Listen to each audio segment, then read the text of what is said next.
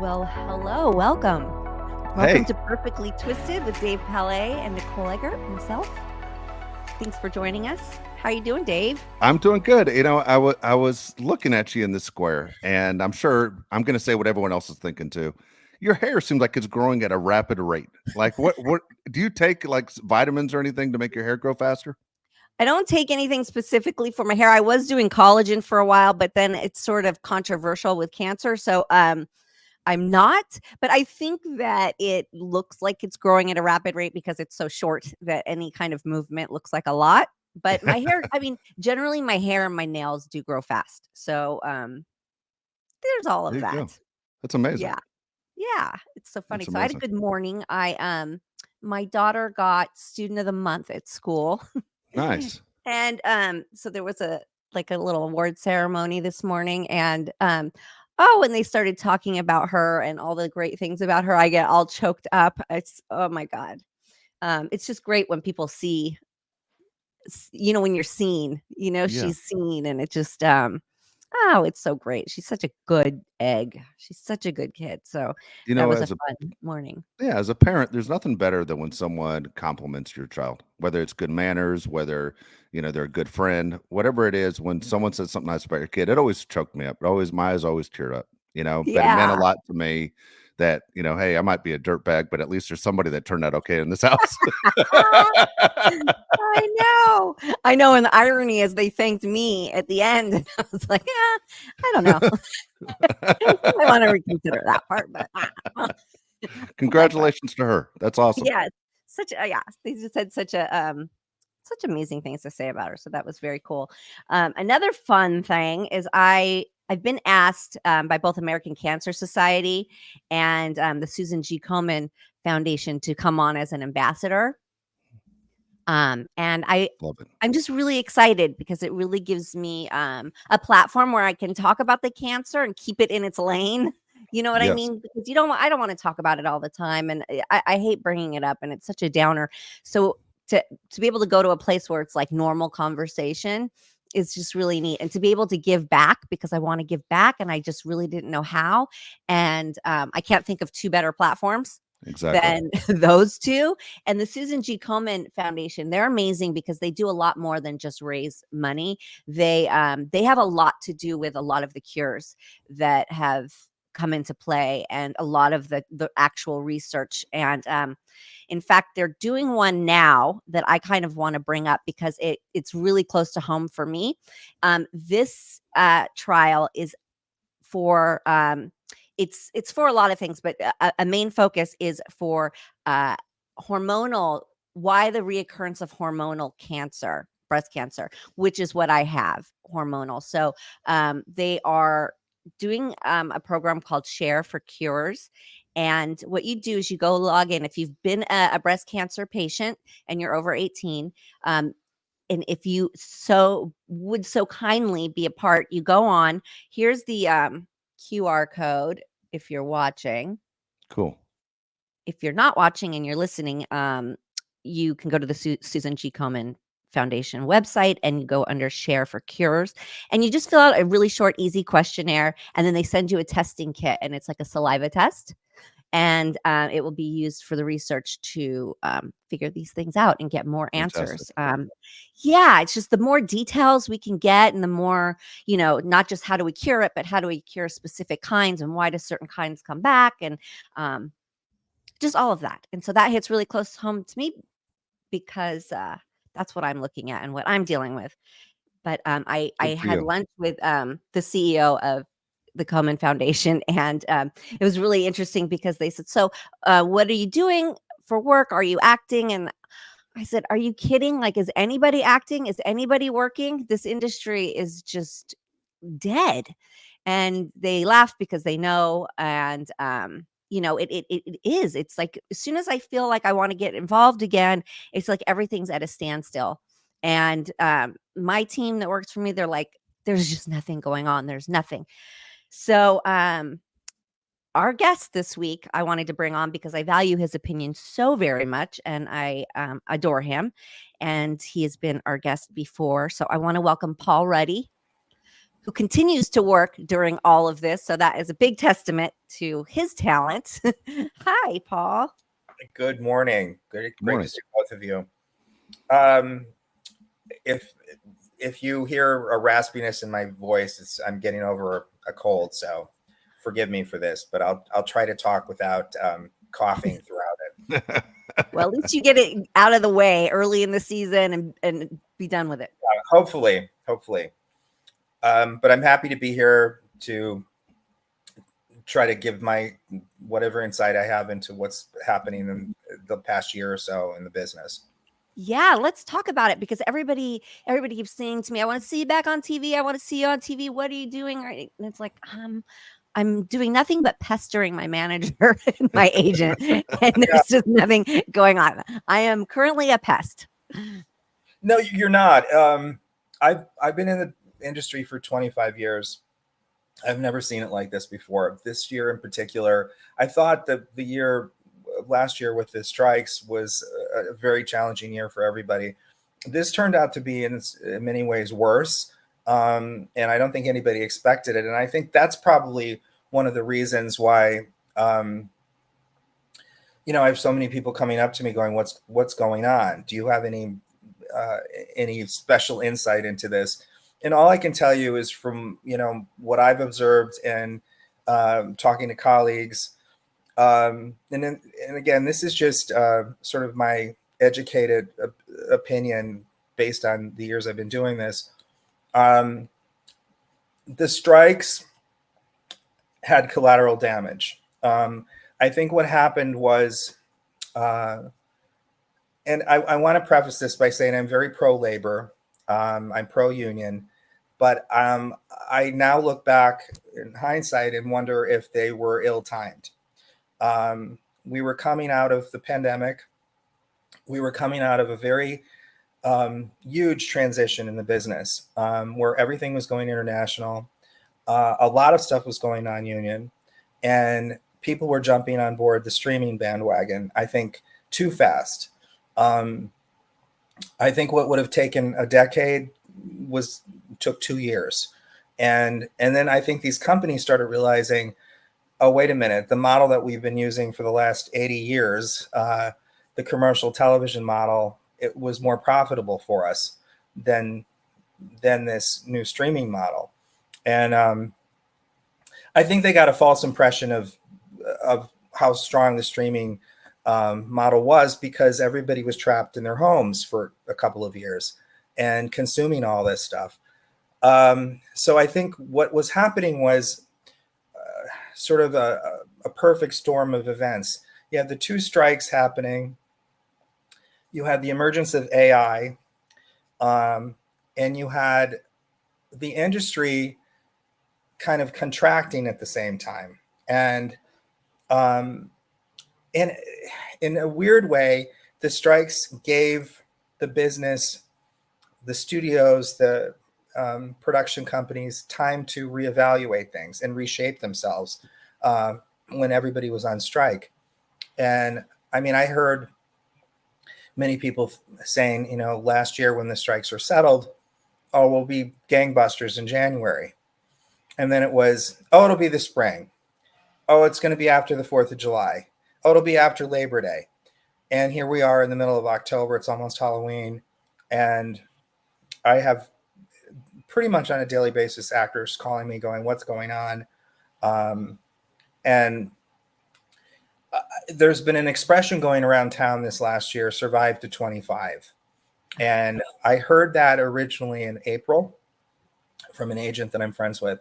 And I thought, well, that's really pessimistic and that's ridiculous. It's only April. That things are going to pick up this year. And they really haven't. I also think I'll add this into it. Over the last 5-6 years, we've seen the end of pilot season. And Nicole, you can speak to that too. I mean, you've been in the business a long time. What that was like, pilot season, for many, many decades. Yeah. So yeah, that was for anybody that doesn't know. It's around February. You audition like crazy. Hopefully, test. It's when they're casting all of the shows that are going to air for that season. So it was a very busy time and a very exciting time. And you kind of put everything on hold for pilot season. So, and it wasn't an exaggeration to say that there might have been 90 to 100 pilots casting and shooting in the window between February and April. In years past, it was a feeding frenzy. And myself, who focuses mostly on film, it was a terrible time for me and for other people that cast film, because you couldn't get anybody to commit. Everybody thought they were going to land a pilot, so no one wanted to commit to anything else and take them away from it. And what we saw in the last couple of years was this dwindling down from 90 in one pilot season down to, I think last year there was 14, and I don't know what it was this year, but it was a very small number of shows. And it's because of the whole streaming thing we're talking about, where everything is year round. So we don't have really the traditional September to April television season anymore. And the networks really aren't ordering that much. There's a lot of reality shows, and they have their staples that they just go to, the Law and Orders and the Chicago Fires and all the Dick Wolf shows, and Dancing with the Stars and stuff like that. So they don't have a lot of slots to fill. So I don't know if all of that made sense, and I think we could maybe get into it in more depth, piece by piece. Because I think people like in the public are confused because they see new shows coming out or they see shows continuing on, and they don't really understand that we're like at a dead standstill. And yes, there's so much reality stuff, and if there is a job, it's like every actor, every A-list actor wants it because they're not working. So it's a really tough time, and it's like it's sad and it's scary. And I think that with AI, everybody's readjusting to figure out how that fits in, and everybody's scared for their jobs. And I mean, that's across the board, right? In every industry, people are afraid for their jobs because of AI, because it is, so powerful. But yeah, it's sad. And it's it makes you think like, what am I used to be, okay, I can go audition and I'm gonna land something, but Yeah. I think maybe 2 auditions in 2 years I've had. And that's not uncommon. You're in the majority there. I mean, it's been very odd, and for casting as well. I mean, I saw, a large part of my work were Lifetime movies, Hallmark movies. A lot of them now are shooting in Canada, where they're doing them non-union, and they're shooting them out of state. They're shooting them in Ohio. They're shooting them in Oklahoma, Lexington, Kentucky, Louisville, Kentucky, Atlanta, and very little here. And there was a glut of these things made during the pandemic, and they make their money on a lot of these, selling them overseas to foreign buyers. And they had a lot of them just sitting on the shelf, so they didn't need to order any more rom-coms or thrillers. So that slowed down too. Plus, the viewership is not what it was. If you look at cable, people are cutting the cord. They're going to streaming. When my 75-year-old aunt is using YouTube TV and not doing cable, that says a lot. And she's watching. I have another aunt who's 86, who is addicted to Korean dramas on Netflix. That's all she watches on there. And she's definitely not what you would think would be the demographic for that. But it's exciting in a lot of ways, because Netflix in particular has sort of opened up the world to people, and it's a whole different model. And I think you touched on something too about, or it registered with me years ago, and you can attest to this. If you were a movie actor, you were not doing television. And there was a definite line between the two. You weren't Yeah. seeing. Now you're seeing Meryl Streep on Only Murders in the Building, and you're seeing. That's just one example. There's no delineation between the two. These companies are making huge deals with these actors. It's great visibility for them. I just wonder, though, because everything is so fragmented, how you establish longevity.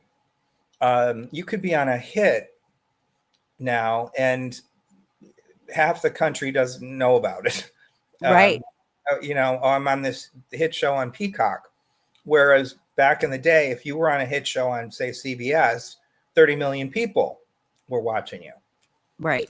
It's very, very different. I've said a number of times to friends that this feels like the biggest change since the advent of television. Just everything happening so rapidly. And I'm also an optimistic person, and I think when one door closes, not to be cliche, when one door closes, another opens, and I think this is going to open up other avenues for us. We just haven't figured out what that is yet. Right. It was funny because I was watching this guy on a reel the other day, and he was saying about how there's so many streaming services, and he has subscriptions to so many, and then that now they're starting to package them, and he's like, yeah, we had that, we were there, that was called cable. Yeah. That, like, are we going to go back to that? Like, at what point do we consolidate? Because it is a little crazy. It's crazy. Like, Shrinking is coming back on Apple Plus, but I canceled my Apple Plus because there was nothing else on there I was watching, and now I'm like, okay, well, am I gonna get it again? I'll wait till all of them have aired, and then I'll get the subscription, and then I'll binge it, and then I'll cancel again. And it just seems like, are we really going to continue like that? Because it's a little crazy. It's sort of, and like you said, you if you're a Netflix watcher, you really only know what's on Netflix. You're not paying attention to Hulu. Right. You know, you can only have so many of these things, and the prices of them have gone up. yeah. So if you have 4 or 5 of these apps, and I use YouTube TV too, you're paying the equivalent of what you paid if you had satellite or cable. I mean, it's turned out to be the same. Absolutely. And the thing is I think the pandemic had people like Nicole Kidman doing these like movies for streaming. Like, if you guys have seen The Perfect Couple, like, what a masterpiece, because nobody was going to the theaters. And I think that sort of continued, right? Like, the theater, not so much. I'm going to probably stay home because there's great projects on my TV. So it's like, at what point do we, get it all back together? Like, our documentary sort of struggled with that too, because I feel like we were the last documentary ABC Disney really sort of purchased before they were like, okay, unless you're Ron Howard, we're not interested. And I think we really lucked out there, but selling to them had its plus and its minuses, because the documentary really didn't get to its major markets. Disney Plus and Hulu isn't everywhere. So a lot of places where Baywatch was huge, they can't watch the documentary. And, when we did all the press, it was all ABC oriented press. So unless you watch ABC and unless you subscribe to Hulu, you really didn't hear about the documentary. So it's just this like, wah. Yeah. And you make a good point about the theaters, movie theaters. I think we got used to watching things at home, and I mean, nearly everybody I know has a big screen television now. They're very inexpensive, and a lot of times when I see something coming out, I'll go, it'll be on in a month, and I can wait it out and just watch it on my couch, and not have people bothering me and talking, and and spending all that money, especially if you live here. It's exorbitant to go to the movie. Oh, it's crazy. It's crazy. And then my kid asks for like popcorn and candy, and I'm cringing, going, oh my God. Yeah. Like, you can spend $100 just going 2 people. Yeah. Very easily. And so, I think that was part of it. As I said before, it's a perfect storm. Um, now, one of the positives that has emerged is in January, I got a call from a line producer that I had worked with for on a number of movies, and she said, "Would you be interested in doing a vertical short?" And I didn't even know what it was. Um, and I said, "Well, yeah, I'd be interested if you could explain to me what that is." You remember a couple of years ago, Jeffrey Katzenberg was launching Quibi, which was just short form content. And Yeah. it was, unfortunately, it launched during the Are you guys hearing that noise? Yeah. Dave, are you heavy breathing in the microphone? I hope not. I think you are. Am I doing my Darth Vader impression? Yeah, I think Oh, so. No, I don't know what okay. it is. I don't know if it was me, but they launched Quibi. I believe it was in April of 2020, and I think that would have worked had it been a different time. But we were all trapped in our homes, and it was designed for people to watch on their mobile devices. Well, that's what these verticals are, and you probably know about them and don't even realize it. If you're on Instagram or Facebook or TikTok, they pop up constantly, and there's various companies. I work with one called Pocket FM, and they are an audiobook company and based out of India, and they're taking the titles of the books and they're creating basically 30-minute short film promos to entice you to get the book. And it's a really very smart sort of cross-pollination. And so they'll take their most successful titles, will turn them into live action little short dramas, and they're meant to be watched. That's what they call them, vertical, because they're meant to be watched on here, on your phone. And they're like mini soap operas. And I've been working with this company since January, and it's been wonderful. We've employed hundreds and hundreds of actors. The pay rates are comparable to what you would get on a TV movie. And they're getting better because these companies are growing, and I think it's the wave of the future. I know Hulu is getting involved in it in some capacity, and I would assume most of the major studios are going to jump on board this because it's basically we're in a TikTok generation. We're in short form, short attention span. And I think it's kind of genius because you can watch that. What they do is they shoot 30-minute to hour-long versions, and they break it up and serialize it.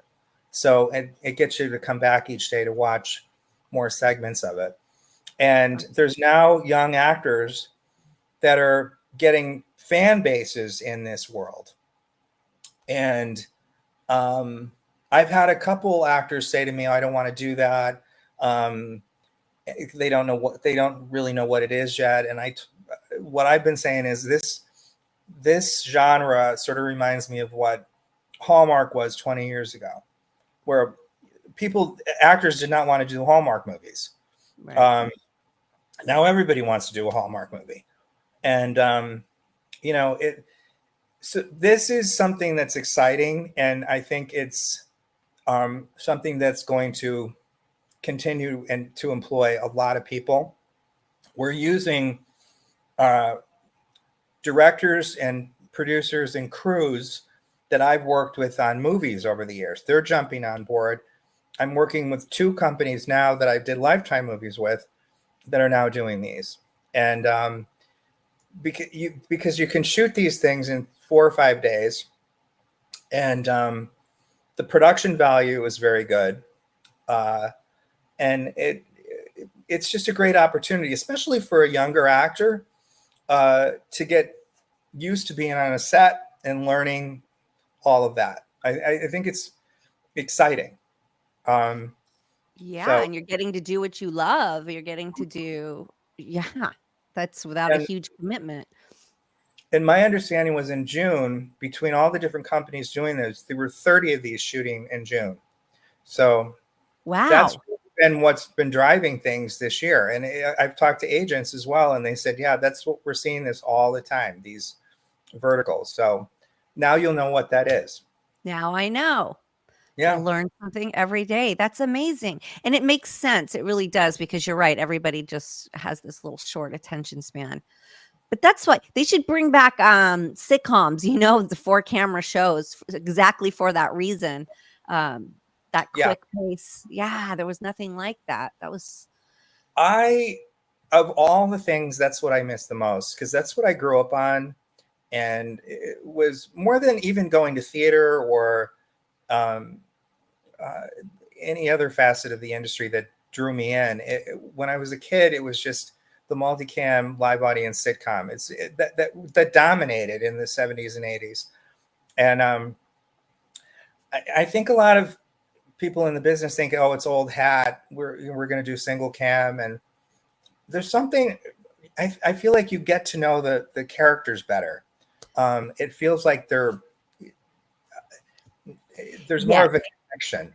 There's more of an energy. And the thing is, I think that shows like ran it to the ground, though, because they kept doing it take after take and wanting perfection instead of letting it be what it was, which was like watching a live show. That was what was exciting about it. It was like a live show. You don't go to Broadway and they go, wait, we're going to do that scene again.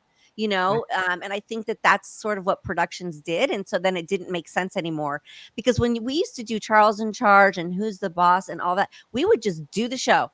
And if there were pickups, we would do it later. But then as my oldest was a fan of some of these shows, I took her to 1 or 2 screenings and I said, oh my God, never again. I will never go sit through one of those again. It was like a 4-hour thing, and they kept doing it over and over, and then they'd rewrite it and do it again, and it was like, oh, the audience is dead, the audience is asleep, the actors have lost that flow because you're stopping and starting, and it was lackluster. It just wasn't the same.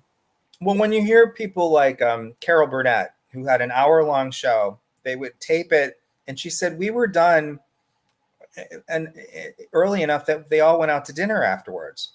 Now, as you said, I sat in on a taping a couple of years ago of a sitcom, and it was a 5-hour experience. And I mean, you're just dying to get out of there. That said, I wish we could see more of it. I think a lot of the younger writers out there grew up on The Office and Parks and Rec and things like that, and that's all they know. And I wish all it'll take is one that's a major hit, and then it'll jump back on the bandwagon. Because it's very similar to what people are editing together on TikTok and Instagram and all that. It has that very similar vibe and feel and energy. Yeah. I'm often asked too about, do I need to have a social media presence from actors? My general answer is, if you want a lot of followers, become a great actor, and you'll get a lot of followers that way. It generally doesn't work the opposite way. That said, I think you need to be on there just as a way of self-promotion. You can market yourself really effectively online and reach a lot of people. If you look at my Instagram, it's generally what I'm working on or what's coming up, and a few personal things, but you never see politics, you never see religion. I'm a very political person, but you wouldn't know what my political stance on anything is. And I try to tell actors that, like, if you want to have a private account sharing with your friends, that's probably the best way to go, especially in this day and age where we're so divisive, and you can lose opportunities. You're going to lose, no matter what your stance is on something, you're going to lose half your audience. And it's amazing to me, whenever I've ventured into that, I could put online today, it's a beautiful day out, beautiful sunny day, and somebody will say, oh, it's too hot. And I don't like the sun. I like it when it rains. So you can't get anybody to agree on anything today. So no, you're right. I think that kind of goes across the board too. Don't you guys think of every person who wants to be employed anywhere. You know, Yes. yeah, keep that stuff private.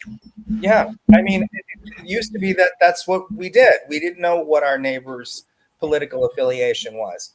And it's gotten to the point where um, it's kind of ridiculous, and it's anxiety inducing because every time you go on there, you're bombarded with stuff. Um, do you have any other questions for me? You know what? I want to go back to something you said earlier. When you were talking about the streaming, because I don't know what the network's goal is. Maybe you can help me out as someone as a viewer. I've always just been a big fan of TV. I'm not an actor like Nicole, but I love my favorite shows, and I want to be able to find my favorite shows. I'm one of those people that pays for a ton. You know, I pay for all the subscriptions, and I have the satellite dish, and I mean my bill's like $500 a month at this point. I mean it's insane. But at the same time, there are shows I like when you look at the fall coming up and go, well, where are my shows? One of my favorites is I'm a big Law and Order guy. I like Law and Order SVU, the organized crime division one, and the other ones are on regular NBC. That one's going to be on Peacock this year. And so, and I thought, did the show get canceled? I thought it was doing great, and then I found it just last week that it's going to be on Peacock. And then Monday Night Football. So if you look at the top 5 shows of television every year, they're always NFL games, usually Sunday Night Football or the Super Bowl. And then coming up this Monday, the Los Angeles Chargers, big media market, playing the Arizona Cardinals. That game is going to be on ESPN Plus. It won't be on regular television. So what is the goal of the networks? Are they trying to expand their divisions, or they want to bring people back? What is their ultimate goal for the networks to say we want the individual platform, or we want people to be able to come here, or they just say we're just going to offer both? I think what Nicole sort of touched on this a few minutes ago. I think we're slowly, and I think that's what this year has been, sort of a transitional year.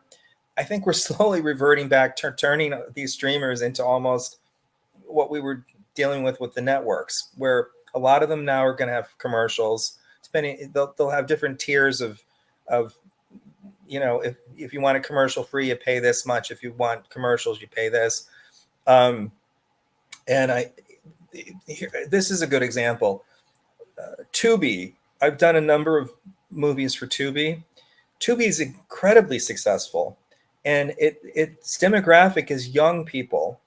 They have commercials, but one of the appeals is that they have a massive library that you can find all kinds of stuff on there, but also it's free. You're not paying for it, and you can watch something, and you can be playing a video game and watching it. It's an old movie or what have you. So they found that they have a really large young audience because they're getting free content, and they're not minding the commercials. I mean, we all got used to watching commercial television. It didn't drive anybody crazy. I happen to be a fan of commercials. My friend John and I were watching something, and he does all the non-commercials. And I said, I like the commercials. And he's like, there's a pause button. He's like, why do you like the commercials? And I was like, because I jump up and I do things, and then I get back. He's like, there's a pause button. But the thing is I won't pause it. I'll just keep going. If the show keeps going, I'll just sit there. But the commercials give me an opportunity to and it's funny because I'll say to my youngest, have you seen that commercial? And she's like, nope, no idea what I'm talking about, because she doesn't watch anything with commercials, so I love commercials. I think I love them. I don't know. Well, I think what we're going to see, and we're already seeing it, where Disney Plus, Hulu's on there, ESPN is on there, National Geographic, they're all kind of merging together. And I think we'll see in the next few years, fewer and fewer of these individual streamers. They're going to merge or evolve. So we'll probably end up with 3 or 4 again, like we did with the networks. And every indication I'm getting from people that are producers that I know, directors, and people that are network executives, they feel like they're starting to see the light at the end of the tunnel, that things are going to pick up.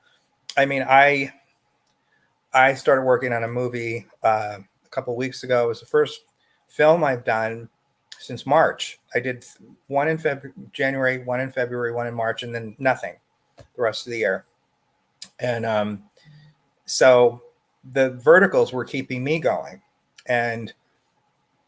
But this movie has started up. I got a call about another movie that they want to start next year. So those are good signs. It's pointing in the right direction.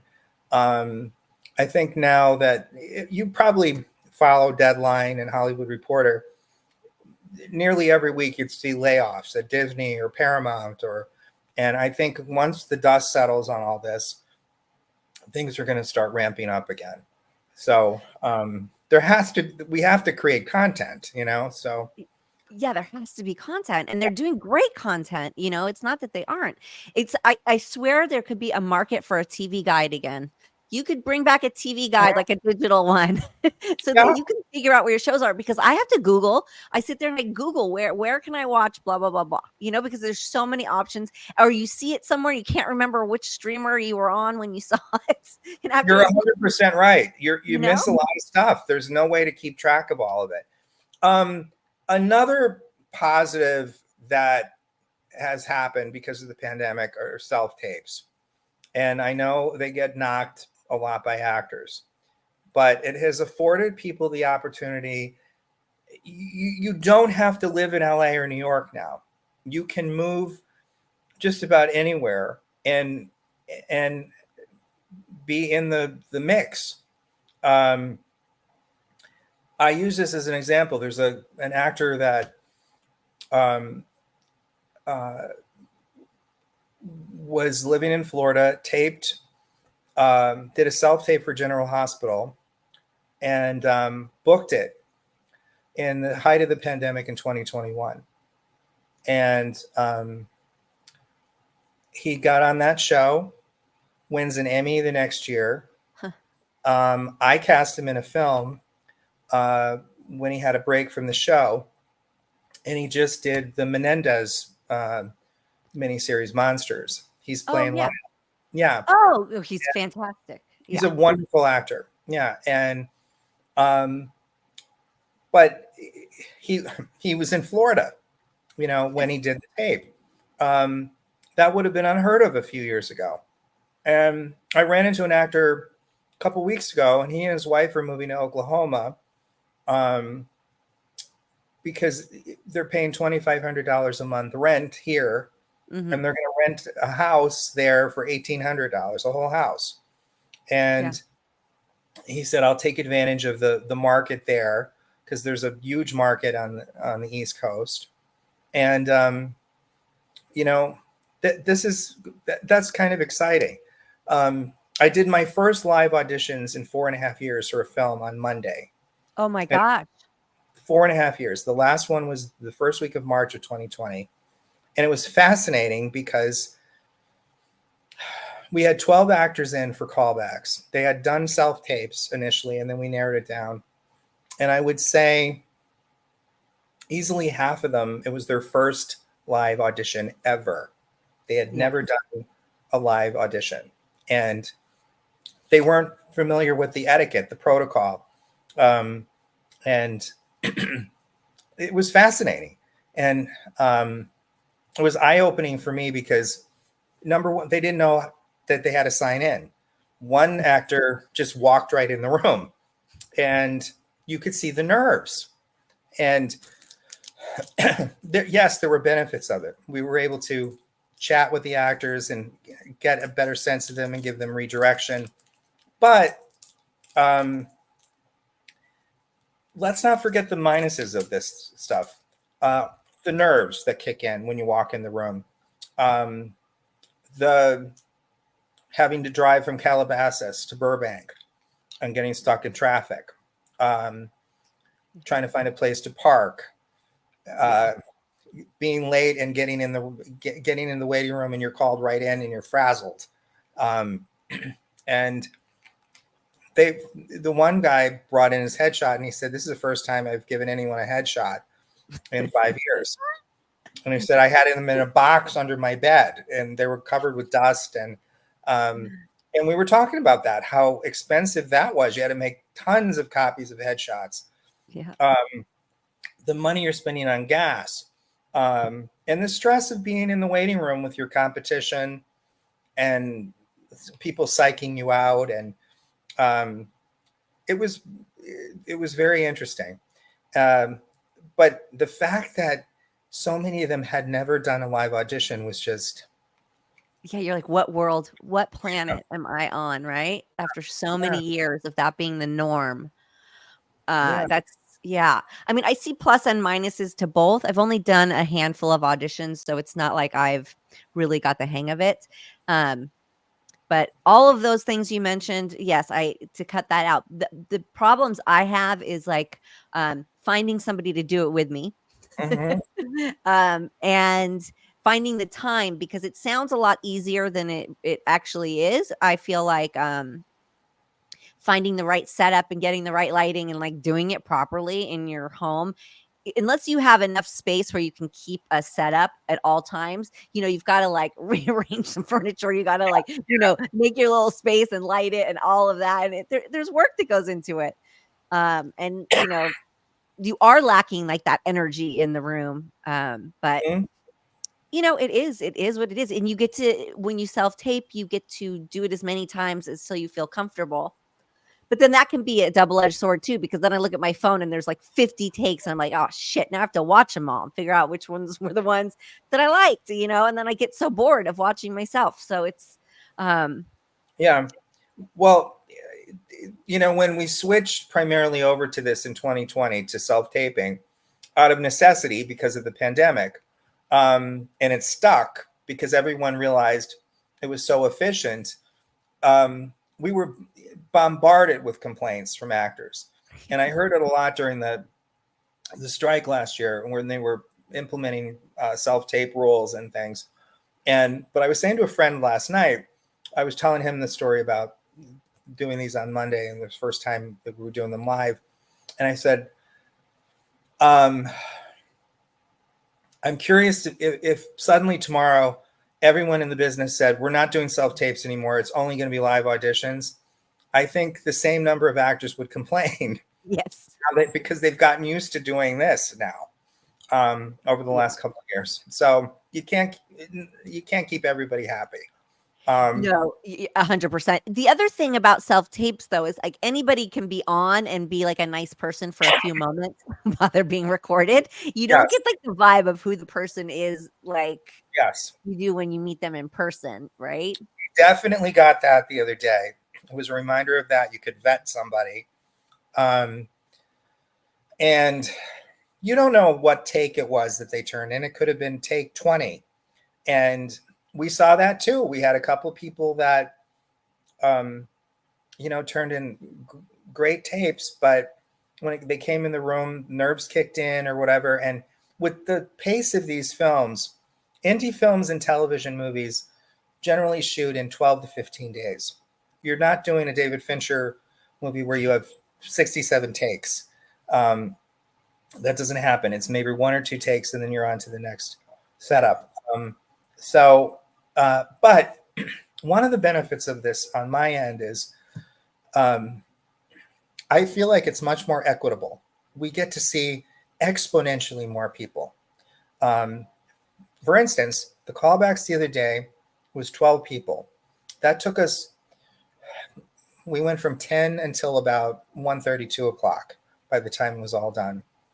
I can set up 300 people to read. And I'll use this as a specific example. The vertical dramas that I'm doing, we wouldn't have been able to do these 10 years ago if we were doing it the old way, because I'm having to see such a volume of actors because we're doing multiple versions of these things, multiple shows at the same time. And, in a month, we could easily employ like 100 actors. And so you have to cast a wide net. And this enables me to do that. And so when I get a submission in, I don't have to be as selective as I was in days past, where I only had 10 slots that I could fill. And if somebody looks interesting to me, if their resume looks interesting, if their headshot pops out, I'll just set them up. It's, a couple minutes of my time. Yeah. And I found some great people that way. So I think it is advantageous that way. And we've all had to get used to it. I am the least tech savvy person on the planet, but we've had to adapt. I mean, and you pointed out, this isn't just this business, it's every business this is happening in. I mean, you want to talk about AI, we've been witnessing it for years. You walk in Ralph's Market or CVS, there's no checkout people. It's all self-checkout. Yeah. Which, by the way, I hate. That's another, we could do a whole other podcast on that. But that's kind of the way it is. And I remember during the strike last year, I heard a lot of actors shouting that, oh, casting needs to get back into their offices. They need to start bringing people back in the room. We don't have offices anymore for the most part. Right. They don't pay. It used to be the production would pay for your office, or that's not the case anymore. They're not paying for spaces anymore to do auditions.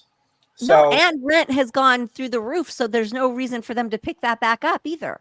Right. Like there's no incentive to bring that back. It would be. It really would be crazy. If you're talking about a business that's very cost conscious, that'd be crazy to do that. Yeah. Money that was wasted. So the majority of us casting directors, you're looking. This is my office right here that I'm sitting in. So it's now the drawback to this is when I started in this business, I didn't know anybody. I moved out here from Pennsylvania. I didn't know a soul. All my first friends were people I worked with. And those were the connections that enabled me to, rise up the ladder over the years. And because so much is remote now, I don't know how you would break into the business now. I think it would be far more difficult. Well, yes, because there was a article in the Hollywood Reporter. I was trying to find what it was. The Hollywood Reporter, where they were talking about New Hollywood, and it's all these Insta famous people and TikTok famous people. And I saw Justine Bateman sort of spoke out against it and saying, "This isn't Hollywood. I don't recognize this." So it's just really interesting on what is considered a celebrity. In today's world, but does that transfer over to, are they landing acting gigs, or is this more in the reality realm, right? Well, most of these influencers, and I've been shouting this from the rooftops for the last couple of years, are not pursuing an acting career. They have no interest in it. They're making a fortune Right. and being very successful doing their own thing, whether it be cooking or fashion or makeup or fitness. And I've seen it over the years ago when Vine was the thing. Right. I was casting a film and the producer wanted us to cast Vine stars, and we did, and the movie did no business. There's this misconception that, if we get one of these people, it's going to translate into eyeballs, and right, like they're going to bring this huge audience. Yeah. And right. That is not necessarily true. And they have their own niche audience that isn't going to follow them to something else necessarily. But it's fascinating because I think all three of us could say this. We grew up on network television. There were certain shows on certain nights of the week that you watched. There was a communal experience to it. You go to school the next day or talk to your friends the next day and everybody had seen that show and you could talk about it. That's not the case anymore. And if you talk to anybody with kids, they're watching TikTok, they're watching YouTube. I talk to my friends that have children and none of them are watching regular series. No, mine isn't. Mine could care less if the TV was on or not. Nope, it's all about TikTok. And I'll say TikTok and celebrities are people who, it's a totally different world. Like to do that branding and to talk about products and that is a full-time job. It is Yeah. seriously. So of course they're not interested. It's like two different things. You can't really do both. There's just not enough energy or time in the day unless you have a whole team of people doing all of this for you. So it's like, unless you're that 1% of like really huge Bravo celebrity, you're not doing all of it because it's just too much. It's two entirely different industries. And you kind of have to pick a lane. So I don't know. I'm just hoping that that they just start casting some things. We figure this out. I hope next year is better than this year. And I really want to see it work its kinks out so that we can get back to everybody getting to participate. I really think it will. I really do. As I said a few minutes ago, all signs are sort of pointing in that direction. And, I think I look at the last year or so as sort of a transitional year. And, and we also had the 2 strikes last year. Then the Teamsters were threatening to strike for part of this year. So nobody wanted to start anything up. I think the video game actors are on strike still. Yeah, they are. So we're dealing with a lot of, and again, this has been across the country. We had the United Auto Workers striking last summer. It's just been sort of a wave of this the last couple of years, and let's not forget we had a once in 100-year pandemic that turned everything on its head. So, so I think if you've been able to survive the last couple of years, just hang in there. It's going to get better, and as I said, these verticals for me, it's just a new avenue. I'm going to look out for those. I'm going to definitely check those out because those seem fun. I'm into that. My attention span is right along there too with the shortness. Swipe. Well, I was listening to a podcast a couple months ago, and they were analyzing the strikes, and the guy made an interesting point. He said, I don't know that they were targeting the right opponent. It wasn't necessarily Bob Iger and the CEOs of these multinational corporations. It was TikTok. It was YouTube. That's where your audience is going. And that was a good point. Yeah. And I don't know if you saw in the news a few weeks ago, they passed legislation that will regulate AI in the state of California. Yeah. Mm-hmm.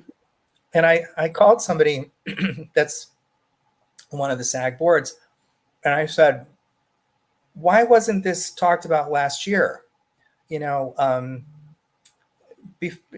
to avert a strike, just to say, hey, look, we're working on this with the governor and the legislature to regulate this stuff, instead of putting people in such a panic about it. Because had it happened last year, we may have been able to avoid the strike. Or at least a good part of it, right? Like, a lot of negotiation. To give the actors reassurance that, hey, there's something in motion. Yeah. We're quietly doing this. But I don't recall hearing about it last year. No, not at all. It was this frenzy, like you said. And it's good to know that it's going to be regulated, and it's still going to be interesting to see where it goes. But thank you for coming on and clearing things up and bringing knowledge on all of us. And like I said, you've continued to work, and that's such a testament to who you are and how good you are at your job. And thanks for sharing with us. It's wonderful to see both of you. Thanks, Paul. Thanks for having me. Okay, I'll talk soon. That was interesting. I mean, got a lot of things, got a lot of questions out of the way. That was pretty cool. Yeah. I mean, it's such a weird industry right now. So, the reason we're not working is because there's no work. So you're tired of being asked about it. Don't ask me anymore. It's so, and it's, like people like myself, we are panicked. It's a panicky thing. Can you imagine if you want to work and whatever your trade is just not hiring? Like suddenly they're not hiring architects, or like you have to pivot, and it's like, well, what do you do? So there's just a lot of unease. So I can imagine. Yeah, hopefully good things to come for sure. for sure. Yeah. There you go. I know the show's we went long with Paul right there. What we'll do is we're going to save the 5 questions for next week. Again, if you want to get a question on the show, please feel free to write in. Go to perfectlytwistedpod.com, go to Nicole's mailbag. Please send those in, and we're happy to read them on the show. But otherwise, can't thank Paul enough. That was great. Yeah, he's great. He's always a wealth of knowledge. Absolutely. Okay, so give us a like if you haven't already, and have a great week, and we shall see you next week.